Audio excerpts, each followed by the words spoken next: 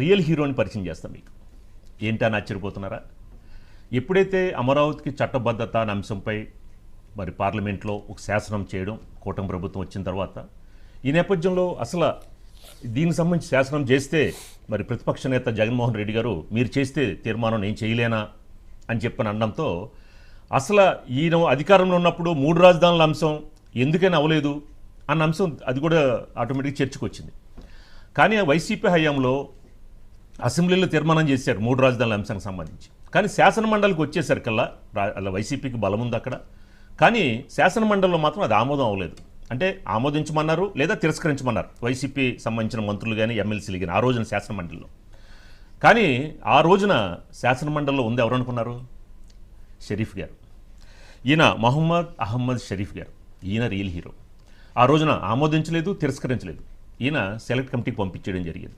ఆ రోజున కనుక ఆయన ఆ స్టెప్ తీసుకుని ఉండకపోతే, ఆ రోజున ఆయన నిబద్ధతతో నిజాయితీగా ఆ రోజున ఉండబట్టి ఒక టీడీపీ కార్యకర్తగా ఎంటర్ అయ్యి ఆ రోజున ఒక ఎమ్మెల్సీగా తర్వాత శాసనమండలి చైర్మన్గా అయిన ఆయన నిజాయితీగా నిబద్ధతతో నేను నా నిబంధనలకు విరుద్ధంగా నేను ప్రవర్తించను అని చెప్పిన ఆయన నిలబడ్డమే ఈ రోజున అమరావతి చట్టబద్ధత శాసనం అనేది ఆయన వల్లే. ఇది మనం ఇప్పుడు ఆ రియల్ హీరో గురించి మనం ఆడుకుంటున్నాం. ఆ రియల్ హీరోతో మన ముందు అసలు ఏం జరిగింది అనే అంశంపై మనం మాట్లాడడానికి ఆయన అడిగాము. ఆయన కూడా రావడం జరిగింది. ఈ రోజున మనతో పాటు మన స్టూడియోలో ఉన్నారు. షరీఫ్ గారు నమస్తే అండి. నమస్కారం. ముందుగా మీకు ధన్యవాదాలు.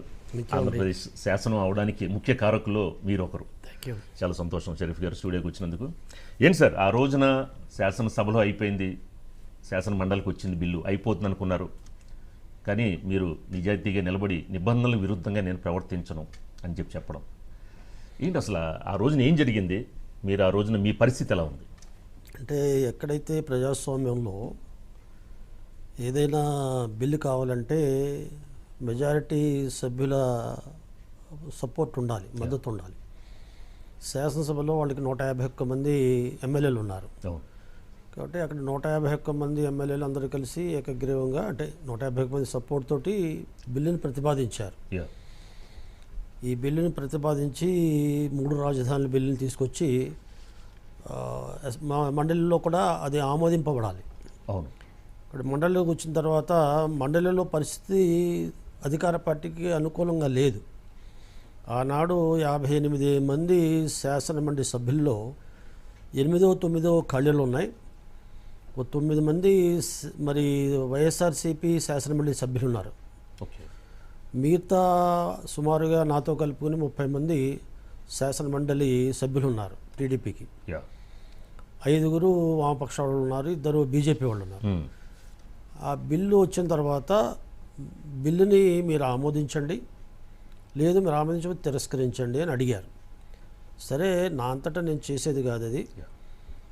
సభలో పెట్టిన తర్వాత చర్చించిన తర్వాత రూల్స్ ప్రకారంగా ఎలా ఉంటో అలా చేస్తామని చెప్పాం.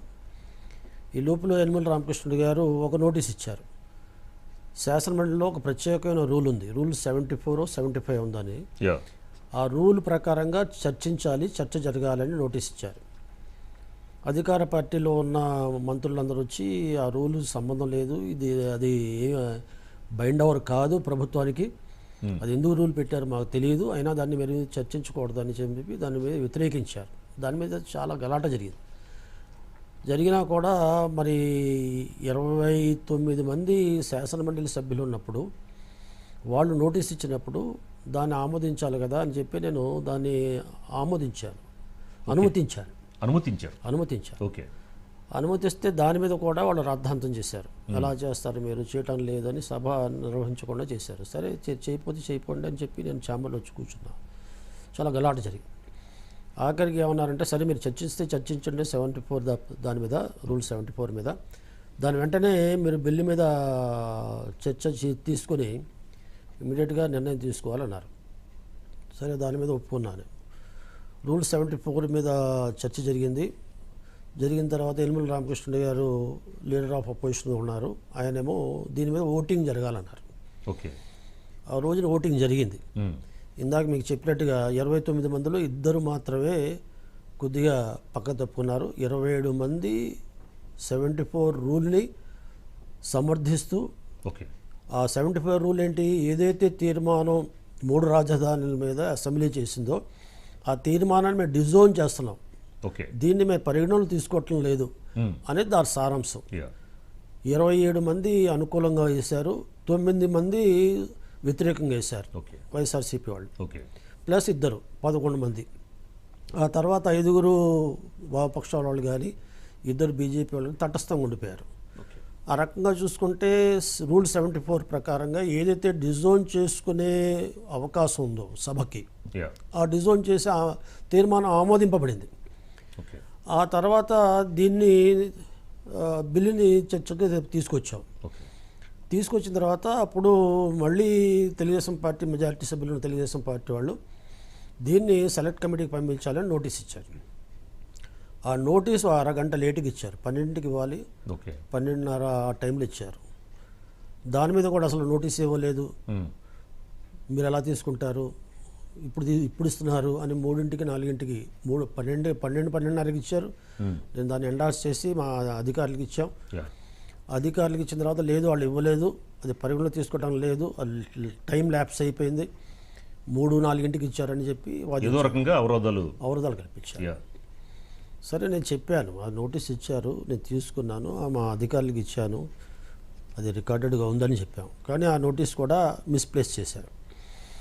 కాబట్టి ఆ నోటీస్ ఇచ్చారు కాబట్టి ఆ నోటీస్ని కూడా పరిగణలో తీసుకోవాలి అని కూడా ఆ రోజున మనం చెప్పాం. అంటే ఒక రకంగా రూలింగ్ ఇచ్చినట్టు ఇచ్చాం. అయినా సరే డిస్కషన్ జరిగింది. డిస్కషన్ జరిగిన తర్వాత ఆ డిస్కషన్లో తుదిగా నేను చెప్పాల్సిన అవసరం ఉంది.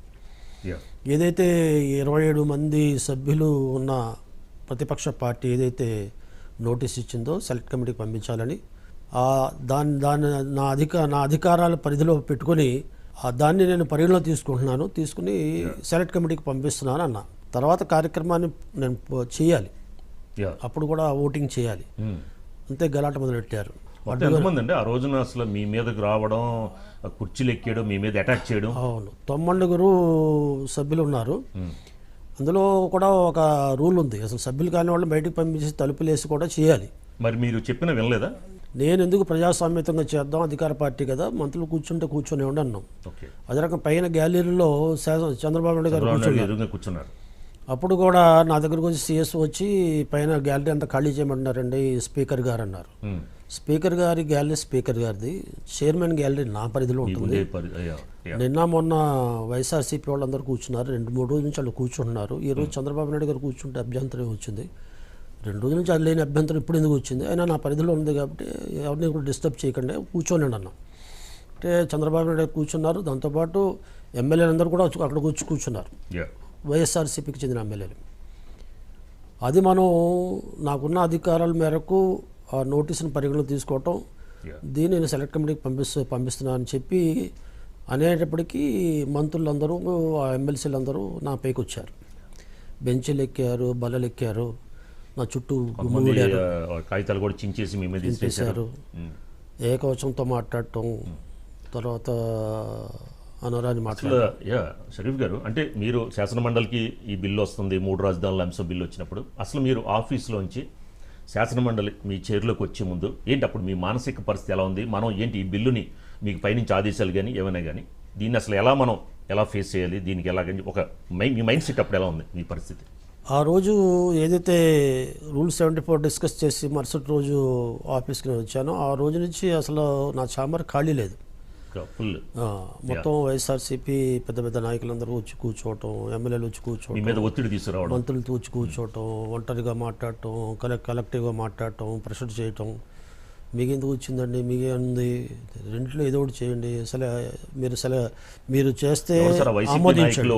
ఎవరు మంత్రులా లేదా మంత్రులు పెద్ద స్థాయిలో ఉన్న వాళ్ళందరూ కూడా, ఎవరైతే 1 or 2 పొజిషన్లో ఉన్న వాళ్ళు ఉన్నారో, అంటే జగన్మోహన్ రెడ్డి గారు పంపించిన ఆదేశాల మేరకు జగన్మోహన్ రెడ్డి గారు తప్ప వాళ్ళు కూడా చెప్పారు, ఆదేశాల మేరకు వాళ్ళు కూడా ఆయన కూడా చెప్పారా మీకు?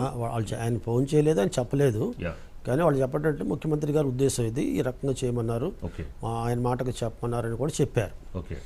సరే నేనేం చెప్పానంటే ఇది ఒకళ్ళు చెప్తే వినేది కాదు, ఎవరు చెప్పిన ఒత్తిడి తెస్తే జరిగేది కాదు, రూల్ పొజిషన్ ఎలా ఉందో ఆ రూల్ పొజిషన్ చేద్దాం అన్నాం.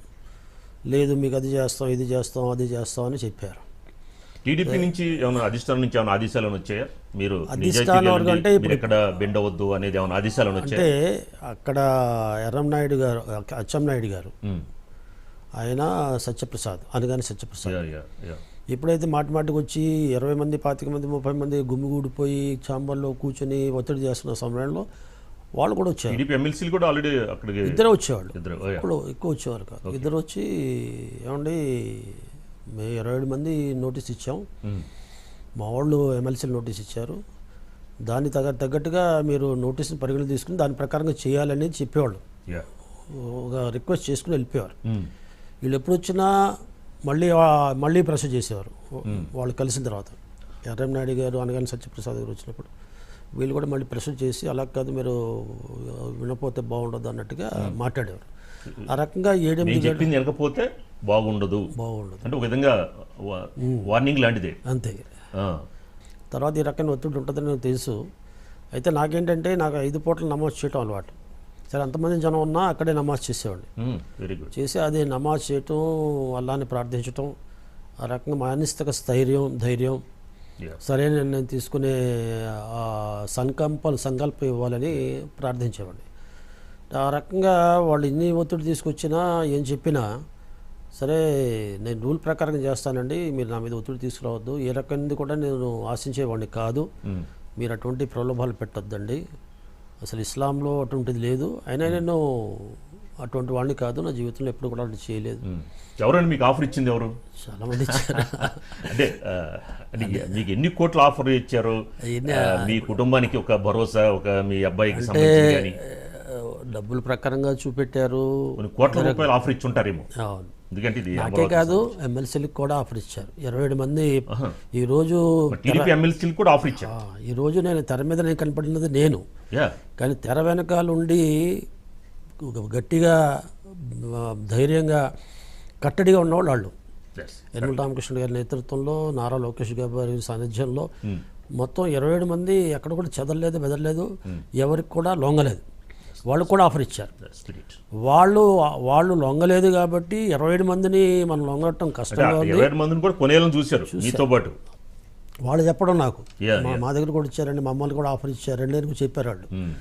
సరే నేను ఒక్కనే కాబట్టి నేనేదో పైకి కొద్దిగా మెత్తగా అంటుంటాను, మొహం అంట పడుతుంటాను కాబట్టి నన్ను ఏదో రకంగా చేయొచ్చు అని అనుకున్నారు. అనుకున్నారు, చెప్పారు మీరు డబ్బులు కాదంటున్నారు, పోన్లండి చైర్మన్ పది ఇంకో 5 సంవత్సరాలు ఇస్తాం, ఎక్స్టెండ్ చేస్తాం.